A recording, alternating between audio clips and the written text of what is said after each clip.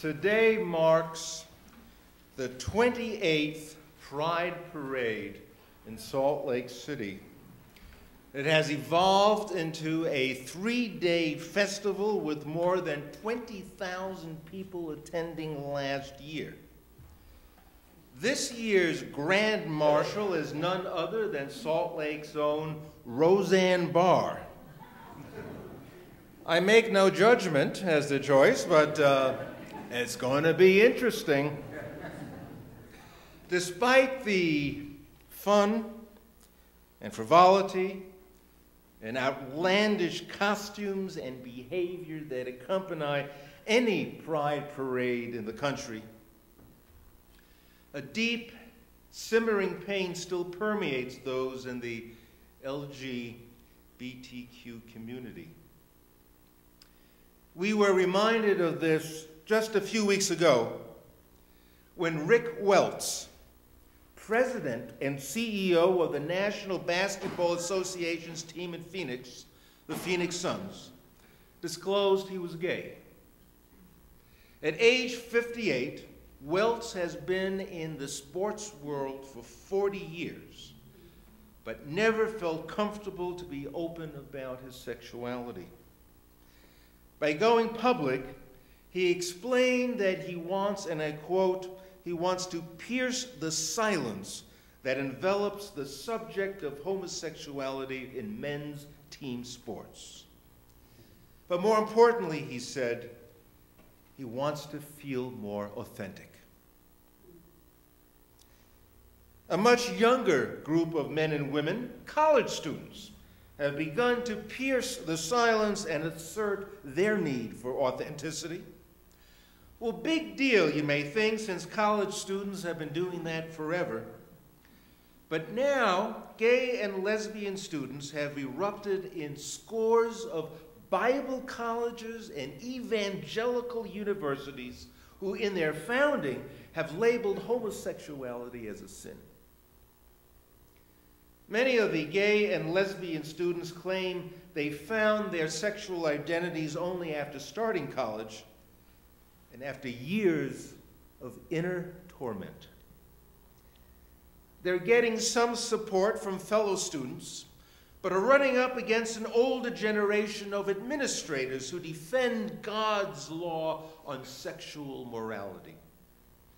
They face stern rejections from trustees and alums, where holding hands on campus or posting a photo on a gay website could lead to expulsion or jeopardize any scholarships. You may recall James McGreevey, who resigned as governor of New Jersey in 2004 after revealing he was gay. He had been married twice, had 2 children, and a double life. Piercing the silence and feeling more authentic, he has now applied to be a priest in the Episcopal Church. He says that he wants to bring Christian doctrine to a postmodern world. In a postmodern world, the story is interpreted from a new angle. The story is interpreted from the perspective of the losers of battles and those who have been oppressed. The story or message as communicated by the victors and the powerful lack all credibility. Now, much of theology can be viewed through the lens of oppression and liberation. The Exodus story offers the quintessential paradigm for liberation as Jews leave behind their slave status in Egypt and march towards the promised land of milk and honey and, of course, freedom. The freedom to be their authentic selves. The theme of liberation flows logically into the sphere of religion, where the oppressed seek not merely to strengthen their economic, social, and political power, but see liberation as providing a wider and more open context for understanding God. Rather than viewing God as explained by the old fossilized church institutions that cling to outdated ideas about God's judgment, liberation removes the shackles of a disapproving God and allows all people to live with authenticity. Or as the phrase goes, we're all God's children. Liberation movements criticize not only society in general, but the churches in particular, which often support society's status quo.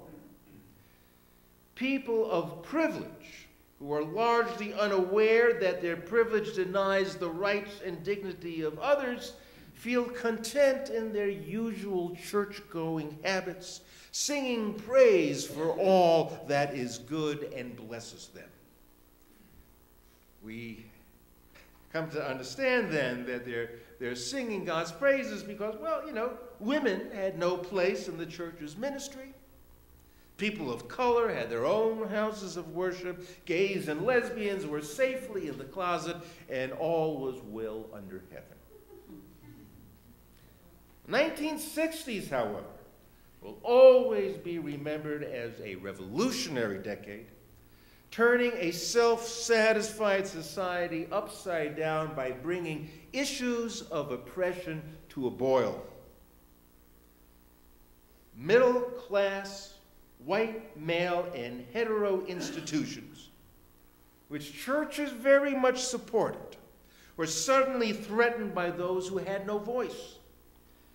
Demands were laid bare to share the power more equitably. But churches were not inclined to rock the boat. They had too much to lose. Unitarian Universalism proved no exception. In the late 1960s, the Unitarian Universalist Association was given a list of demands by the newly formed Black Affairs Council.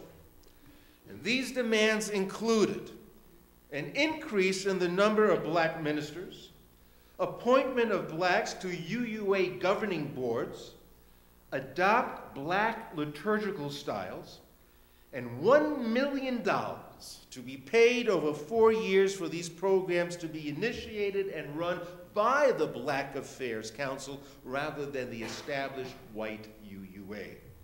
The need was for the blacks to control the funds, not the white UUA institution. This sent shockwaves through the UUA's central nervous system. Well, they came up initially with a total of $450,000 the first 2 years. But by 1970, the UUA began labeling the Black Affairs Council as racists and separatists. They issued a statement declaring, "Revolutions are never reasonable nor rational." How convenient. And then they used the trump card: audit. It was suddenly time to audit the Black Affairs Council. And after carefully scrutinizing their disbursement of funds, they found reason to stop supporting them altogether. Institutions, any institution does not like change. Institutions thrive on homogeneity, the tendency for likes to be attracted to one another. It makes the institution feel more comfortable. Even the UUA was unwilling to surrender its comfort to accommodate the demands of those who were unlike themselves. 2%, actually slightly under 2% of the current Unitarian Universalist demographic today is black. Might it have been otherwise?